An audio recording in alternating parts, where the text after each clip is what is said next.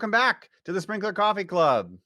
My name is Marshall Kirkpatrick. Thanks so much for joining us here on the Sprinklr Coffee Club. We're really happy to have you.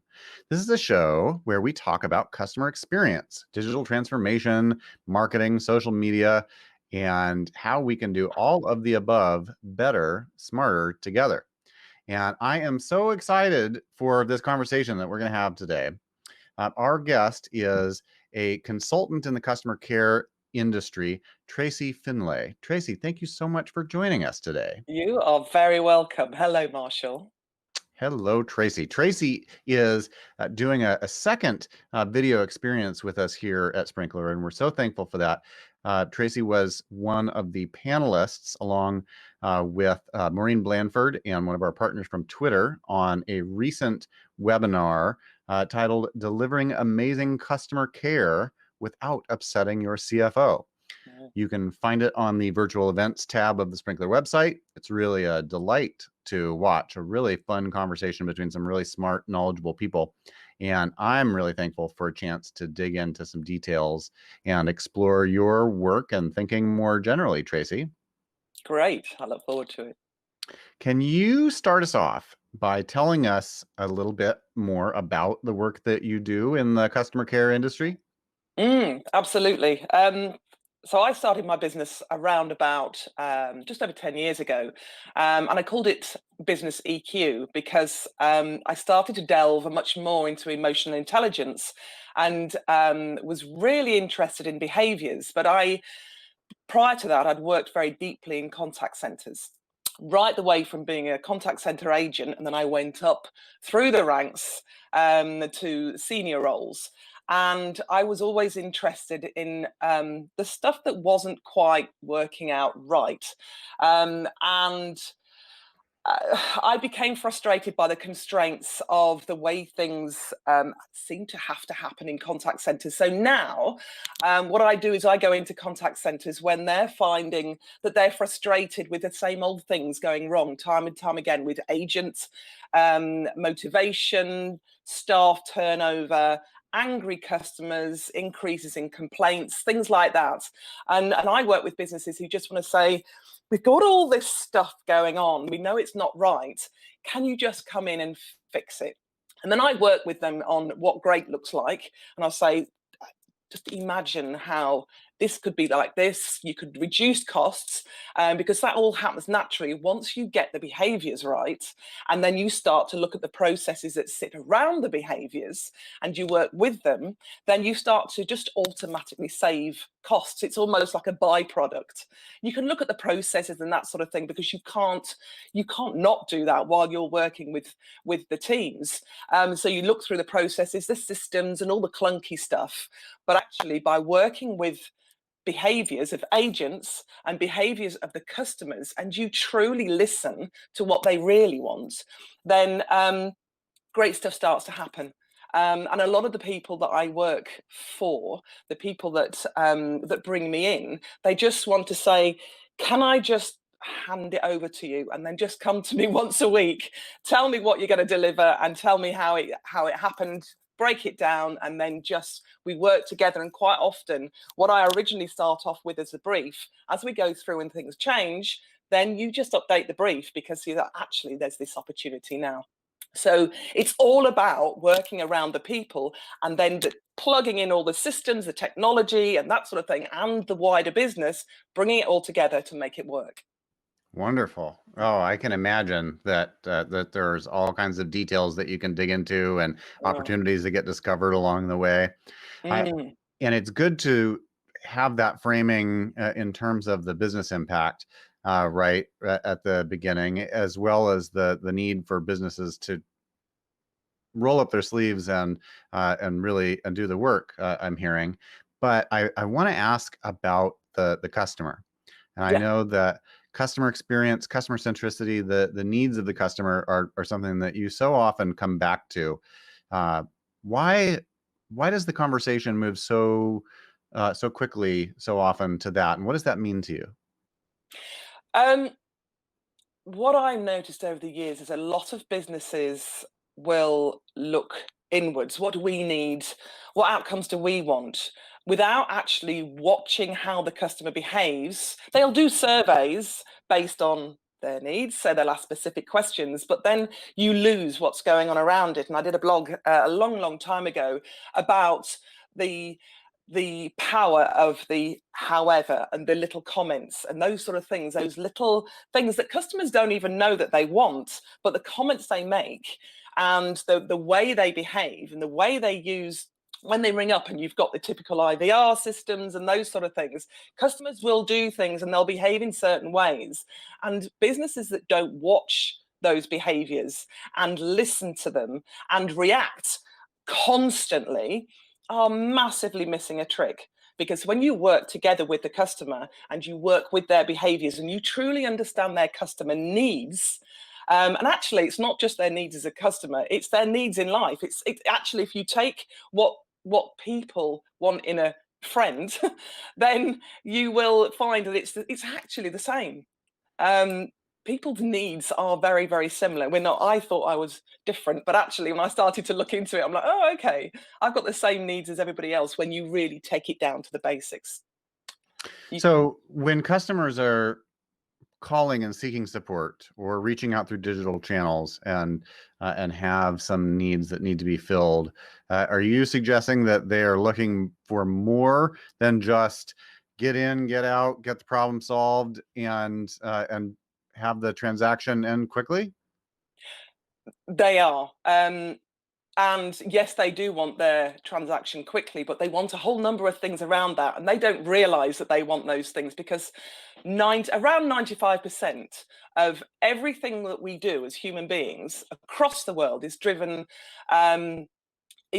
by our emotional needs. So it's stuff that we don't realize. So when businesses use logic to satisfy customers, they're massively missing a trick, because it's all emotions, it's all in the subconscious, it's all driven by the subconscious. So if you know how to appeal to those needs, then customers are just like, oh, well, actually, I like that interaction, but they don't really know why.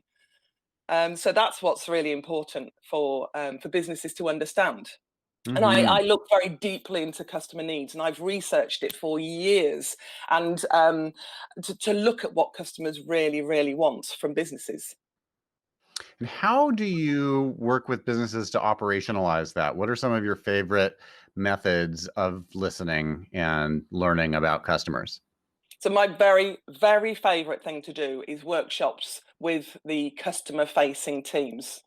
They have all the answers, but they don't realize that they have all the answers. They know customers better than customers know customers. And my whole life at the moment really is, even when I go into a supermarket and I see the same old things that the checkout operators are asked to do, and I'm like, that doesn't make sense. Why would they do that? So, in Britain, what a very, very popular thing for checkout operators to do is to ask the customers, would you like me to pack your bags for you? It started off with one supermarket chain, and then the other supermarket chains will go, well, they're asking it. And actually on paper, that seems like a good thing to do. But then I used to stand back and watch customers, and it would be, would you like your bags packing? No, thank you. Would you like your bags packing? No, thank you. So I started asking the checkout operators on their experience of that question. And I'd say, when was the last time somebody said yes to that answer? And they go, oh, gosh, that was weeks ago. And then somebody said to me, one of the operators said to me, well, if you get a family of 4 and they say, yes, I would like my bags packing, then other people behind them have to wait twice as long, because it takes twice as long to process them. So it's a crazy question, but on paper, logically, it looks like a really good customer experience, but it's not. So what I do when I go into organizations, one of the first things I do is get the team into the customer facing team, and just those people into a room. And I usually take something like because I like to keep things simple, all the way for me. So I'll taking rolls of wallpaper, lining paper, the lining paper that you take in. So it's on a big roll, so you can roll it out across the floor, across the tables. I let the team decide what they want to do. And then they will start to draw out the customer journey with marker pens. And I say, right, okay, so take you through the customer journey, and you tell me all those really annoying things that happen. And it seems counterintuitive to ask customer facing people what's really annoying about customers. And but as soon as you bring out the emotions in the customer facing team, they'll go, oh my God, they're always asking the same questions. They're always going in the wrong direction. They're always doing this, and it's so annoying. And they just come out with all this amazing stuff on how you should change your customer journey as an organization. Because if customers repeatedly do the wrong things, that is the fault of the business, not the fault of the customer. And so it's crazy. So something as simple as that, 3 hours, you have got so much information. And it's fantastic. And then I might bring in marketing or the COO and that sort of thing. And then we all present to them on all those juicy things.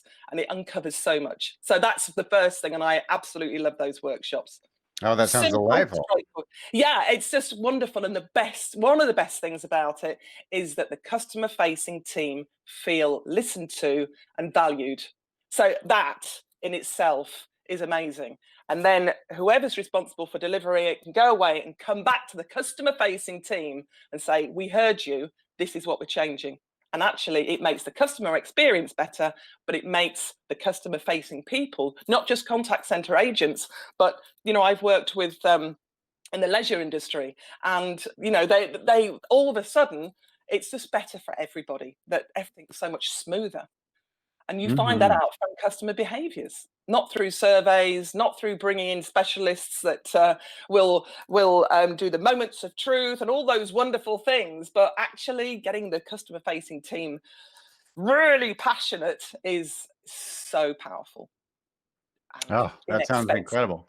So I bet it is. So that sounds like qualitative research with frontline problem solvers to identify rough edges in the customer experience that can be solved in order to improve the customer experience, and through identification and validation of those issues, also build a stronger employee experience, which then ends up building a reciprocal relationship between the customer and the employees serving them. Yeah, a proper win-win-win. I love those. Yes. Oh, that's wonderful. What else can you tell us about care agent experience and opportunities to improve that, to increase the business impact of that work? What's on the forefront of your mind when it comes to agent experience? Yeah. So I love the contact center industry, but when I left it as a full-time job initially 10 years ago, I said, oh, do you know what? I worked in marketing, I worked in e-commerce and various other areas of the business. And I thought I'm done with contact centers because it's so frustrating and can be demotivating. And then after I left it, I was so drawn back to it because there are some wonderful people that work in contact centers. But I find that they're not being brought alive. And that's because motivation is an issue. And it's such a big question I remember as a team leader many decades ago, I remember one of my objectives was motivate your team. It's like, wow, that's so huge. And I didn't know what to do. And I was like, okay, how do I motivate a team? But actually, I've spent so much energy and time and research since then trying to unlock motivation, trying to understand it. And I'm not one for reinventing the wheel. If I find something that's really good, then I will just take that and I will use it. And I came across a book called Drive many years ago by Daniel H. Pink.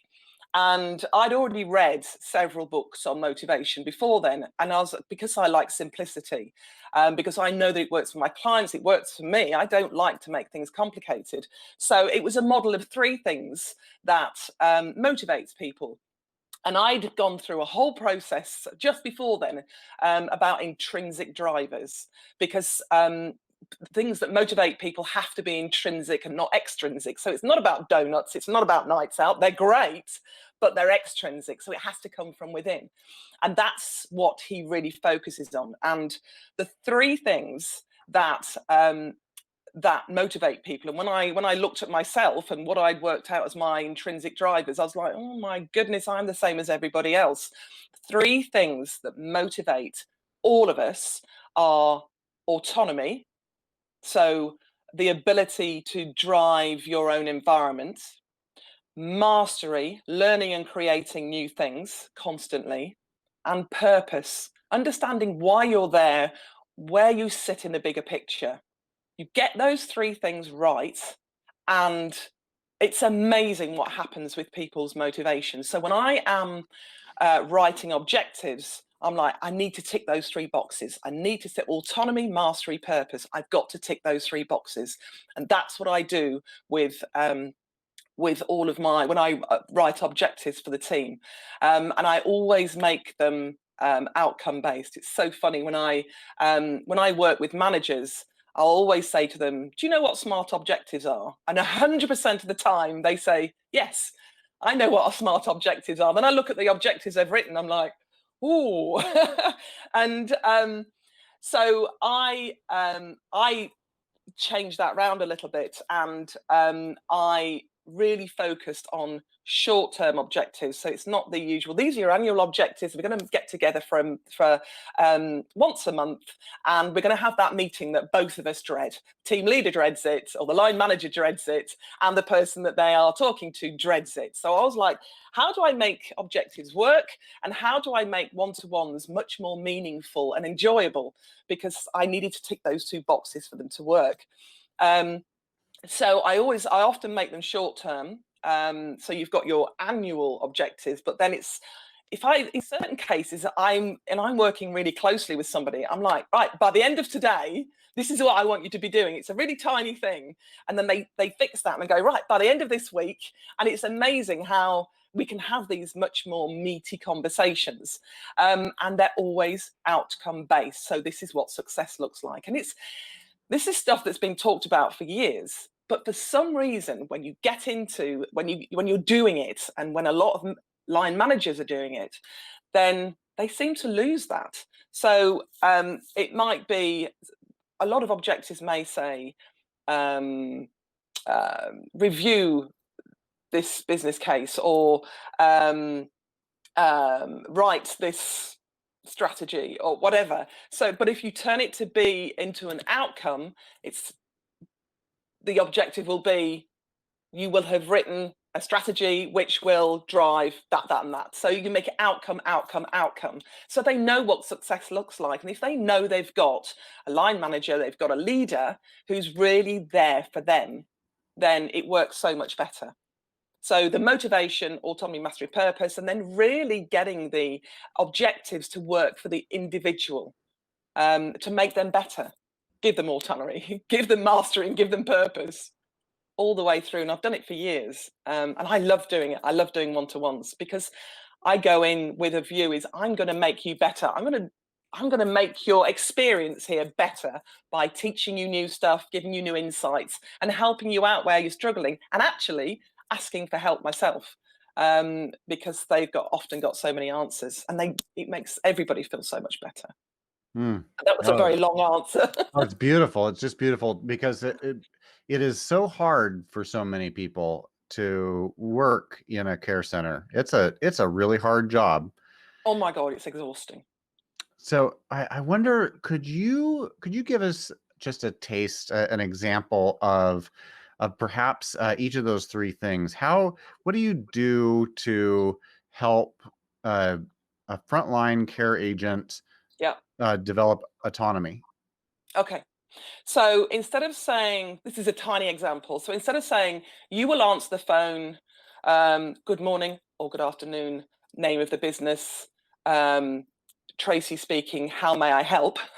And you don't tell them what to say. You say, give a greeting to all customers that makes them feel welcome and that they matter. Do it however you think is right. And they never do it wrong. They never do it wrong. And actually, if it's a business where customers ring them quite often, the last thing they want to hear is a robotic greeting that everybody says, where they're all forced to say the same thing. Or I'll say to them, I've noticed that there's this problem with customers keep doing this thing. How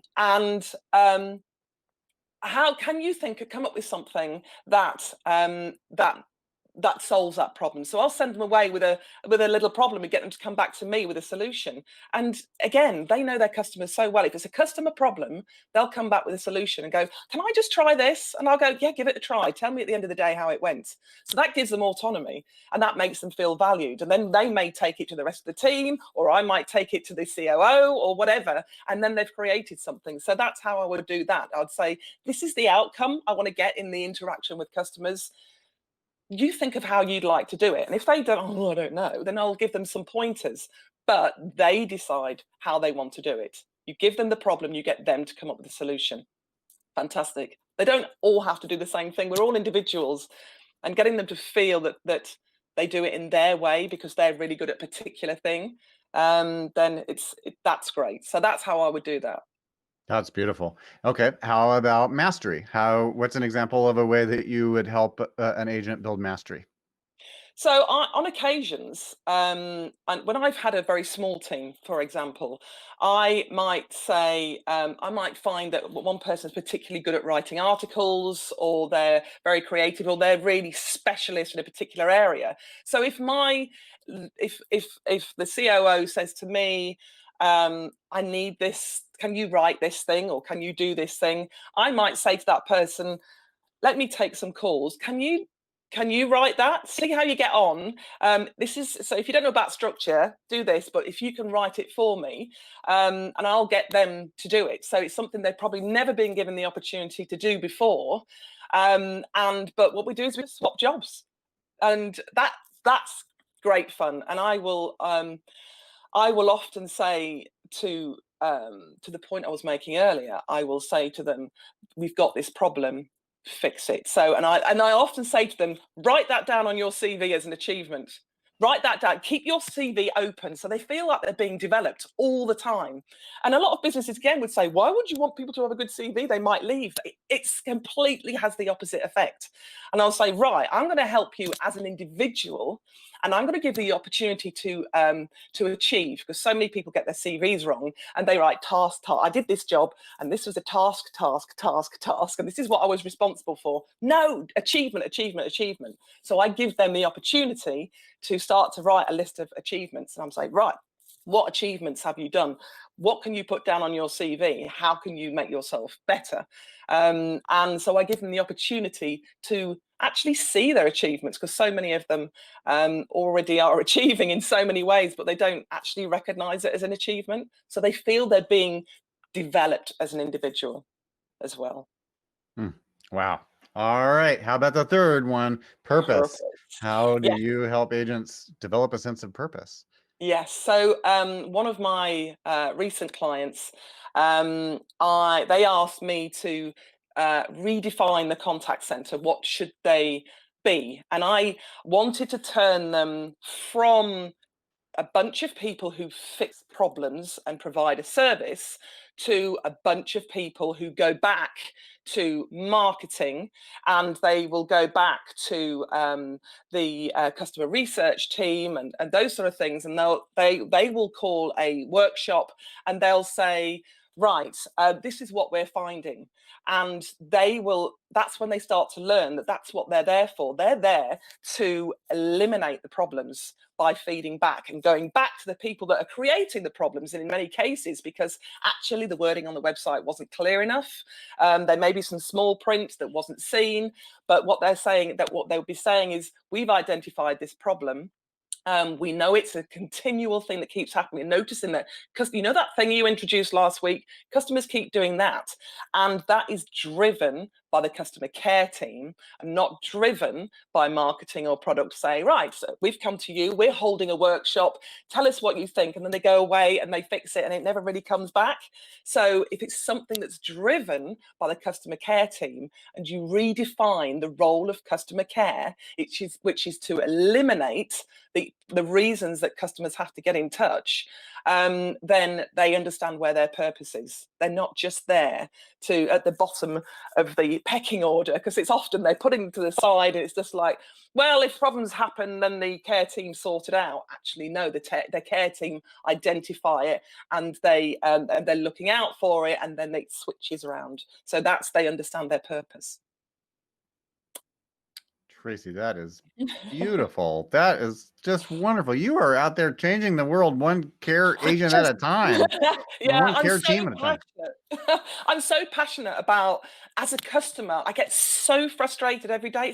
This is not difficult. If you truly understand needs and behaviors, then it's really easy to question things in a different way and to fix that problem. I get so frustrated at the cliches that come out of contact centers and care teams, and I'm like, oh no, you're all doing that thing that's been happening for years. One of my pet hates is contacting a customer care team, and I know that there are certain providers that I speak to quite frequently, and I know the agent is told that they have to say, is there anything else I can help you with today? And they don't. I know that there's a very good chance that they're not asking that because they find that 85% of their customers, for example, always forget one of the questions. I know that that's because somebody has looked out and they thought, oh, other businesses are doing that. And on paper, it sounds like a really nice thing to do. And actually, it fixes that old first call resolution. And so they've been asking that question for years. And I've tried to circumvent that as a customer by saying, thank you for that. I think that's everything today. And then there's this long pause. And then the agent goes, great. So is there anything else I can help you with today? Because I know they will fail their quality monitoring if they don't ask it, because they don't. So many coaches and quality monitoring managers or whatever they are, they don't. They have a list of things that they think are right to say, and they don't allow the agents the autonomy to just go, do you know what? That's not a right question to ask right now, and they don't allow them to just know what's right. And so yeah, yeah, very Oh, frustrating. wow. Wow. Tracey, you bring such humanity and intelligence to these issues and to this industry. I'm so thankful for the chance to take this wisdom of yours and share it with others, and Thank to feel inspired in my own work by it as well. Oh, fantastic. That's great to know. I'm so passionate about just making people's lives better. And there are so many, like thousands and thousands of contact center agents, and we're all customers. And if we can just make all of our lives better, life will be so much less stressful. Oh, that's wonderful. Tracey, what is the best way for people to connect with you to learn more about your work? LinkedIn is a place that I do a lot of videos and those sort of things. So that's the main place I tend to talk to people. So I will connect with everybody on LinkedIn because I know that I even give out my telephone number on LinkedIn because I know that people just want to connect. And they don't do bad. Most people don't do bad things. So I don't look out, oh, I don't think I better accept their LinkedIn request because they might try and sell to me. Well, the few that do, then what do? I just ignore it or say no thanks. But I love the fact that I'm connected with a lot of people and I get to share stuff, and I love their comments and those sort of things. So that is probably the best way to get in touch with me. Oh, fantastic. We will put a link to your LinkedIn profile down in the show notes below this, and I'll go and make sure that I'm connected with you there as well. Thank you. Thank you so much for your time, and thank you to everyone who has joined us today for this inspiring conversation with Tracey Finlay, consultant and thought leader and source of inspiration for the point of intersection between so many businesses and their customers. Thanks again for joining the Sprinklr Coffee Club. We hope you will come back and join us next time as well. Take care, everybody.